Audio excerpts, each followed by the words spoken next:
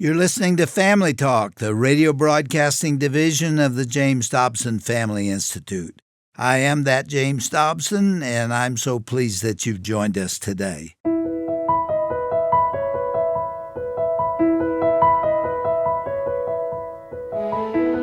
Well, welcome to Family Talk with psychologist and best-selling author Dr. James Dobson. I'm Roger Marsh, and today we're bringing you a classic conversation about mentoring. It's a topic that could quite literally change your life. Our guest on today's edition of Dr. James Dobson's Family Talk is Bobb Biehl, founder of Master Planning Group International and an executive mentor who has worked with over 500 senior executives. For decades, Bobb has helped leaders in churches, nonprofit organizations, and corporations achieve their God-given potential. He served on numerous boards and has invested over 50,000 hours in one-on-one counseling sessions with some of the finest leaders of our generation. Bobb is the author of the book Mentoring: How to Find a Mentor and How to Become One, which offers profound wisdom wrapped in surprising simplicity.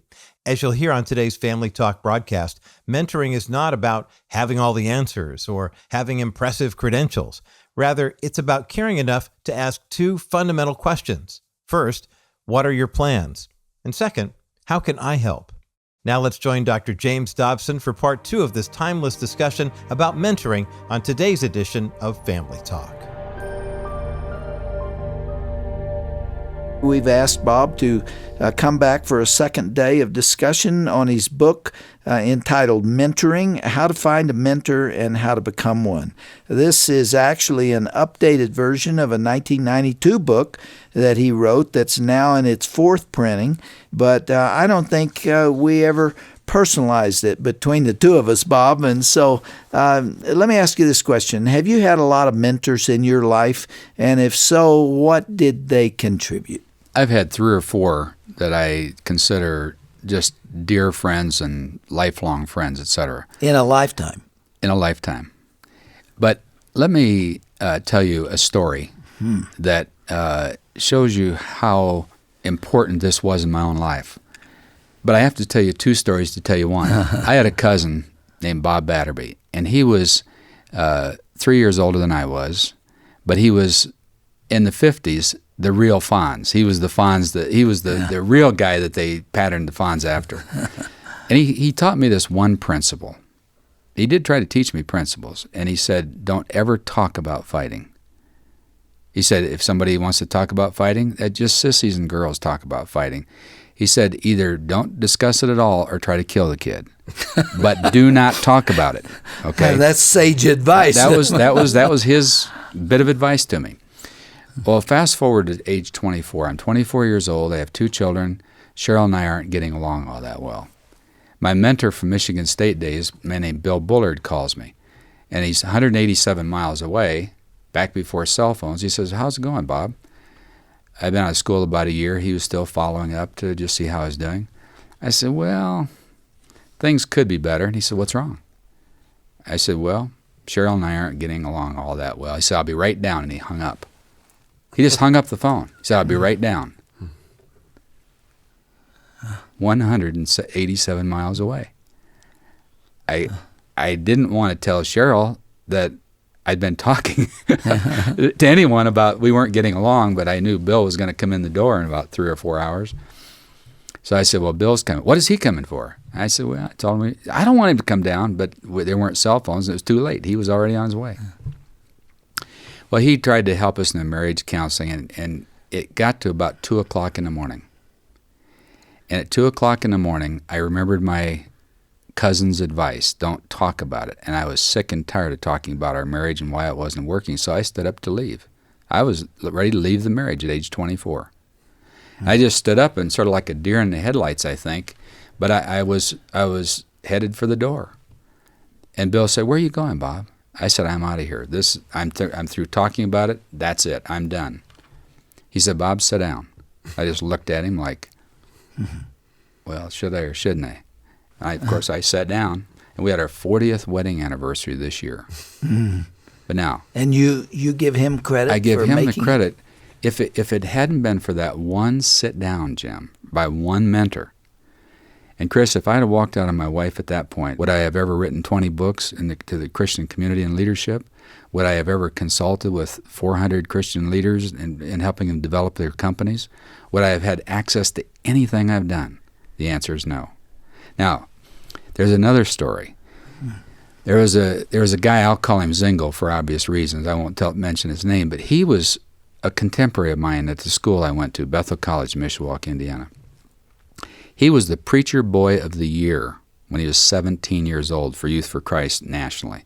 I mean, he was a silver-tongued orator. I mean, he was a guy that I thought, there's got to be the next Billy Graham. The minute I heard him, I mean, he was just amazing speaker. But at age 24, it just happens, at age 24, he walked out on his wife and 3 children and has never had a Christian ministry since. Last time I heard, he was raising funds over in Europe for some stadiums or something, soccer stadiums or something. I'm saying the mentor, that's where I came up with the concept that on the mountain of life alone, without someone to hang on to you, when your life falls apart or you're about to do something really stupid, is one of the critical roles for a mentor to play. All right, in your life. Bob, there's somebody listening to us right now is hanging on the side of the mountain. No. I mean, they are going to slide down, and they don't have anybody that they can call. There's no one to walk in and say, sit down. Mm-hmm. There's no one that they trust, no one committed to them. That's right. Where do they find it? I would say what you want to do is ask yourself this question. Who are the one or maybe 2 or maybe 3 people that you like a lot, that have more experience than you do, they're more mature than you, they've been married longer than you have some access to them, but you've never really gotten to know them real well? Ask them today if you can have a cup of coffee, lunch, something, and just get to know them a little bit. And then if that works well, it's sort of like a first date. If they seem open to you, they seem to like you as much as you like them, sort of get along, then ask them, would you ever consider being one of my life mentors? And when they say, what do you mean by that? Because you can mean 1,000 things. To say, I've got a little booklet here, I've got a book here, I'd like to have you read it. I've read it, I'd like to have you read it. And then let's get back together a week or 2 from now, and then let's discuss what we really mean by that. I want to go back to the story because some people could think that mentoring is simply all encouragement. You mentioned Barnabas last time. He was the son of encouragement. It sounds like a mentor, if you allow a mentor in your life, you kind of open yourself up to this other person. If it's a man, a woman, another woman, you give them permission to say some hard things as well as the encouraging things. You give him permission to say, sit down. I think that's exactly right. And what I would say also is that the more you get to know each other, the more that trust builds and lowers the barriers, the more open you are to constructive criticism as compared to mutual encouragement admiration, and encouragement like that. I was talking with a client this morning on the phone, and he said to me, I mean, this is a client of mine. When people ask me, what do you do? I say, I'm an executive mentor, because I basically help people know how to grow companies. That's what I do. Ministries, company, organizations. It can be a church or a nonprofit organization or a for-profit company or a government agency. But I help people know how to grow organizations, how to sort out direction, get the right team in place, get the money in place, those kind of things. He, because of our maturing relationship, said, Bob, do you mind if I share something with you that I think is hurting you? This was this morning on the phone. And he told me something that I had done that he said, Bob, you shouldn't be doing that. That's hurting you. And I thanked him for it. In other words, when there's a mutual trust relationship, I'm happy to have him speak into my life, sit down kind of things. I'm happy to speak into his life, sit down kind of things. Yeah. So it's a mutual relationship that builds trust over time that really tends to be that safety rope on the mountain of life. I would guess powerful. He had earned the right to say that to you. Absolutely. And we've had a growing relationship of trust over 4 years now.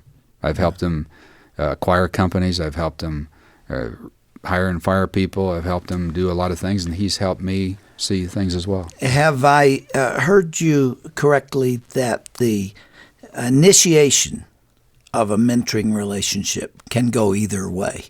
Yes. The mentor can say, let's have a cup of coffee and sit down and begin to get acquainted. Yes. Or the protege is it the can. mentee? I call it the protege. Yeah. The protege can. Ideally, the mentor approaches the protege. The reason is because the mentor is giving a lot. So the mentor should approach the protege ideally and say, I would like to offer to become one of your life mentors. But if you're the protege and no mentors are coming around, don't hesitate, initiate. Go to them and say, would you consider the possibility of being one of my life mentors?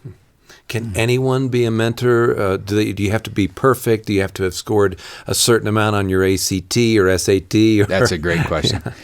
I can answer that best by telling you one simple story. It's a story called George K. Wood. And George has given me permission to share this with anyone I want to, so it's not telling tales out of school. George K. Wood, I met him when he was the executive director of the Union Rescue Mission in downtown Los Angeles, and he was a client of mine. I consulted with him for a number of years. And he told me this story. When he was 15 years old, he came home from school, and his father committed suicide.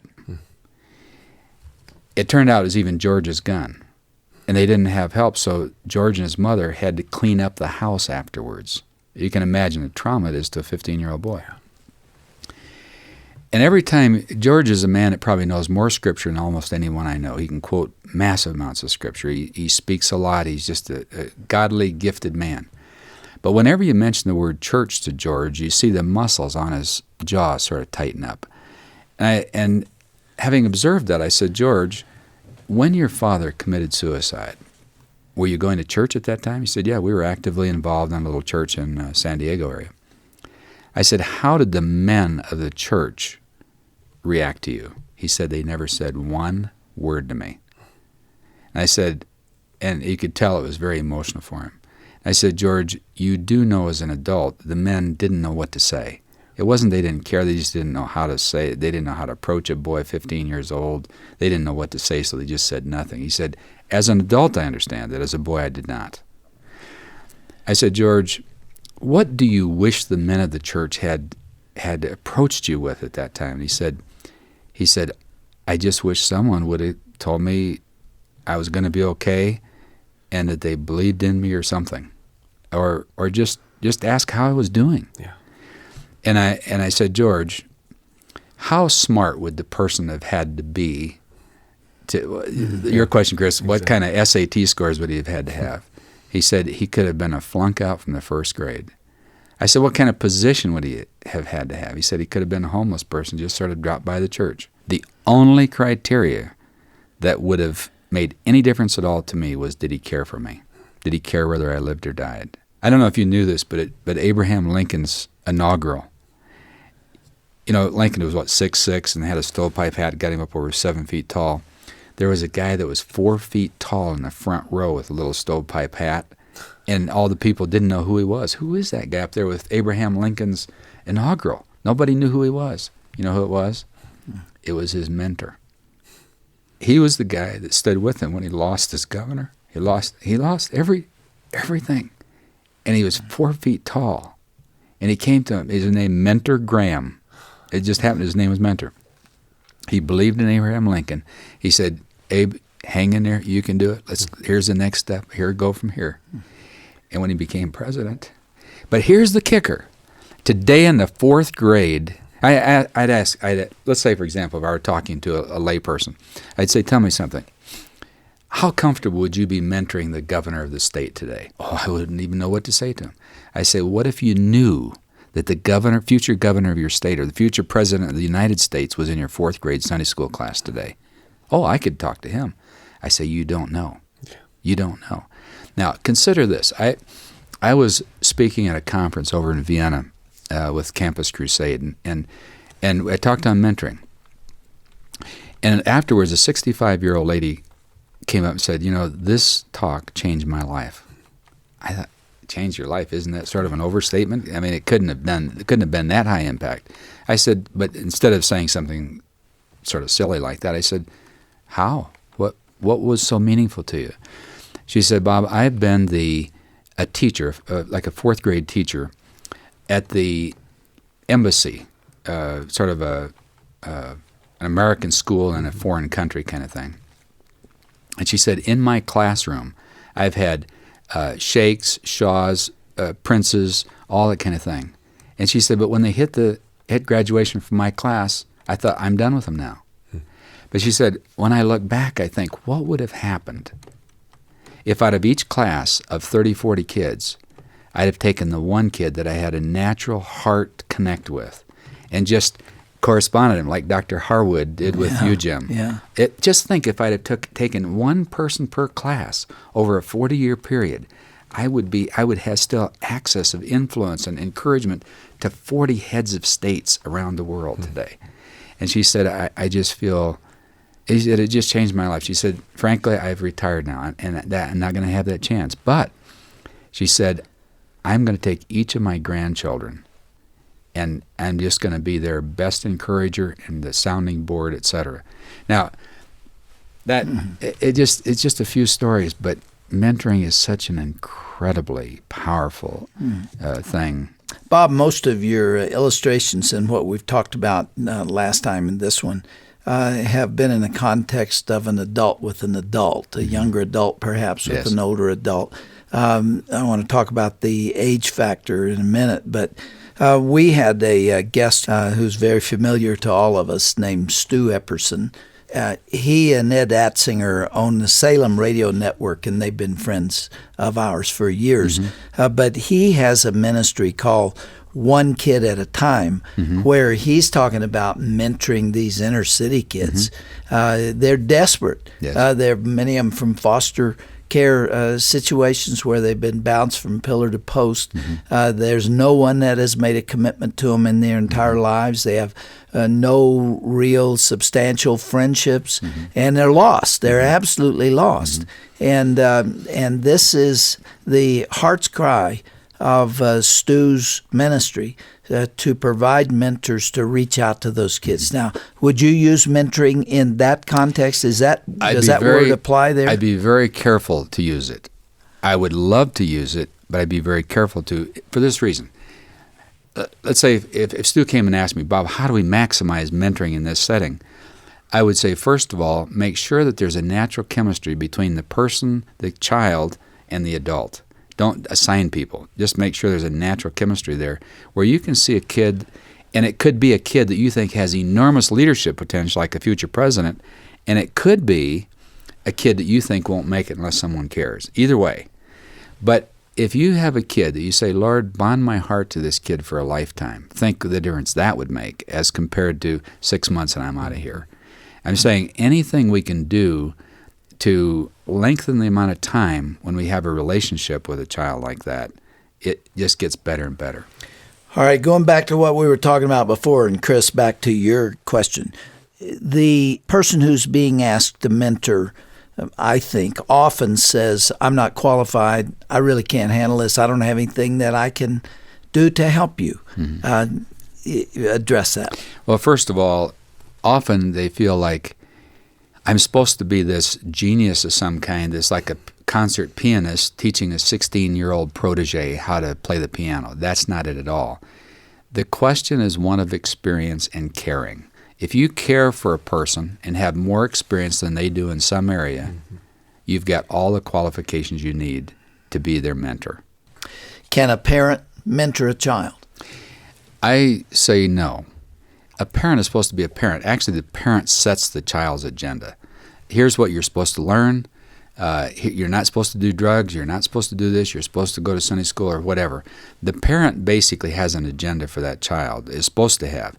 It wouldn't be appropriate for the parent to come to a 6-year-old and say, what are your plans and how can I help?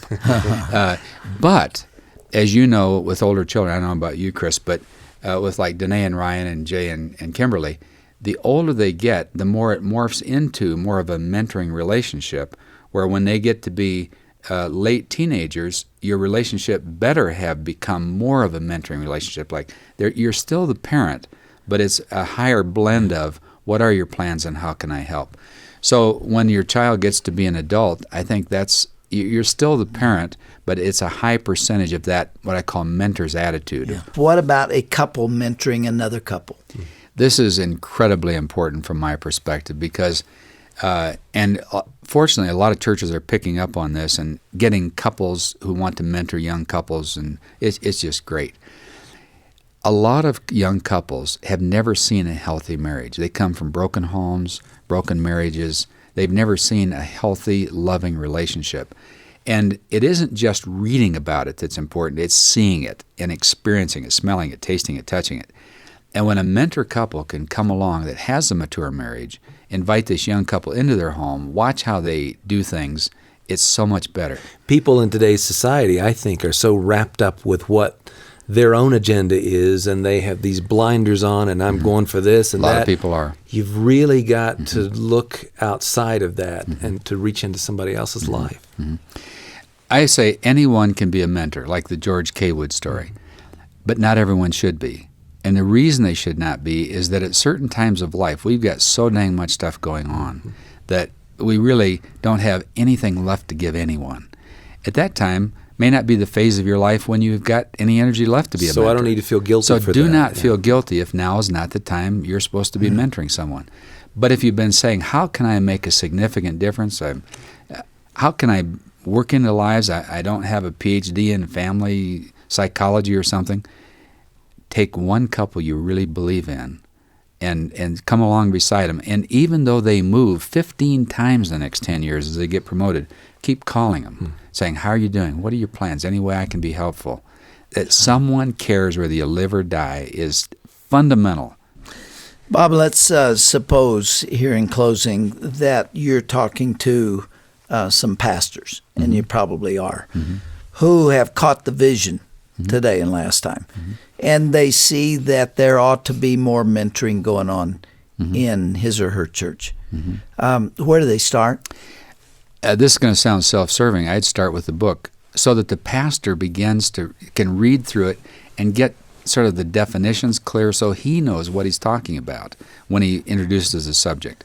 Then we also have a video with it. He could show the video, which he may not feel like I'm the expert to introduce it, but could say if there's anyone in the church interested in being a mentor or being a protege, come and watch the video. Watch the video, then discuss it. And we have little booklets you give out. You don't have to give a book to everyone. But it's like there are tools available is what I'm saying. The other thing is every mentor needs someone building into their life. We have a website called quickwisdom.com that's free.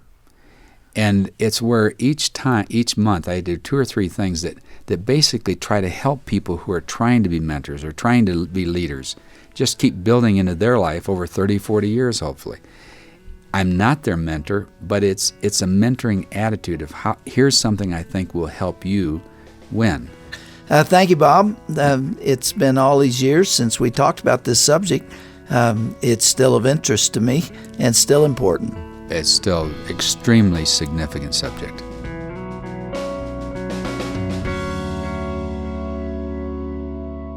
Some of the greatest gifts we can offer to others cost us nothing but time and attention, and yet their impact can last for generations.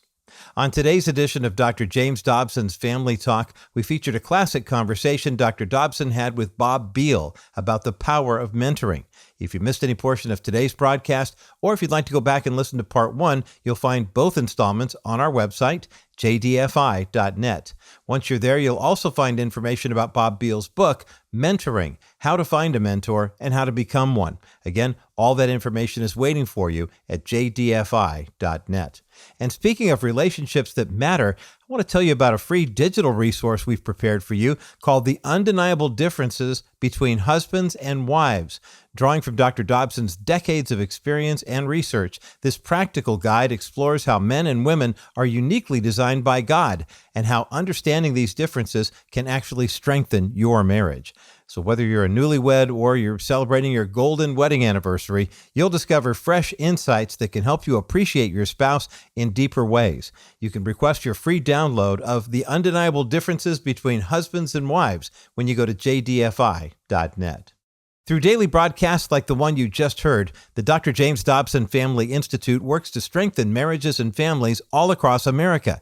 We are committed to promoting biblical principles that support healthy relationships and child development, introducing people to the gospel of Jesus Christ, and defending the sanctity of human life and religious freedom. But we can only continue this work with partners just like you. Would you partner with us today with a donation? Your gift of any amount helps us reach millions of families with biblical truth and practical guidance that they can't find anywhere else. To make a secure donation, visit jdfi.net. If you'd prefer, you can send your tax-deductible contribution through the U.S. Postal Service. Our ministry mailing address is Dr. James Dobson's Family Talk, P.O. Box 39,000, Colorado Springs, Colorado, the zip code 80949. Or call a member of our constituent care team when you dial 877-732-6825. I'm Roger Marsh, and from all of us here at Family Talk and the Dr. James Dobson Family Institute, thanks so much for listening today. Be sure to join us again next time right here for another edition of Dr. James Dobson's Family Talk, the voice you can still trust for the family you love.